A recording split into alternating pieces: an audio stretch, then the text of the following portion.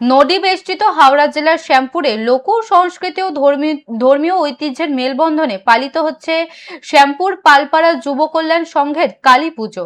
মহা সমারোহে আয়োজিত এই পুজোয় নানা সাংস্কৃতিক অনুষ্ঠানের পাশাপাশি ছিল বিশাল অন্নভোগ বিতরণের ব্যবস্থা। উৎসবকে কেন্দ্র করে দলমত নির্বিশেষে এলাকার সর্বস্তরের মানুষ মণ্ডপ প্রাঙ্গণে ভিড় জমান। সব মিলিয়ে পুজোর আঙিনা এক মিলন মেলায় পরিণত হয়েছে। শ্যামপুরে কালী পুজোর মহা সমারোহ লোক সংস্কৃতির মেলবন্ধনে মেতে উঠল পালপাড়া। নদী বেষ্টিত হাওড়া জেলার শ্যামপুরে লোক সংস্কৃতি ও ধর্মীয় ঐতিহ্যের মেলবন্ধনে পালিত হচ্ছে শ্যামপুর পালপাড়া যুব কল্যাণ সংঘের কালী পুজো।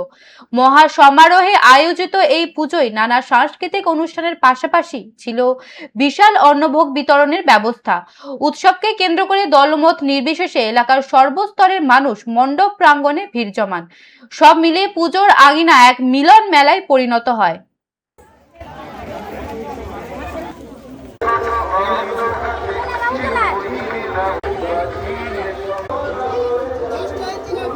তাতে এই সবাই মিলে একদিন অন্তত বা এই এক সপ্তাহ সবাই মিলে একটা আনন্দে মেতে উঠে এবং একটা সুসংঘবদ্ধ একটা সবাইয়ের মধ্যে একটা বোঝাপড়া তৈরি হয়। এইটাই পুজোর মূল উদ্দেশ্য এবং আমরা আশা রাখবো আগামী দিনেও আমরা এই পুজোটা চালিয়ে যাব দীর্ঘদিন। আমাদের এই বিগত 2-3 বছর ধরে আমাদের স্কুল স্টুডেন্টরাই তারাই অনেকটা উদ্যোগ নিয়ে করছে এবং আমাদের পাড়ার বেশিরভাগ ছেলে বাইরে কাজ করে তারা উৎসাহে থাকে যে এই পুজোর সময় আসবে, সবাই মিলে একটা আনন্দ উৎসবে মেতে উঠবে। এইটাই পুজোর উদ্দেশ্য এবং আমরা যতটা সম্ভব চেষ্টা করি শান্তিতে অনুষ্ঠানটা শেষ হতে। এইভাবে আমাদের এবং আমাদের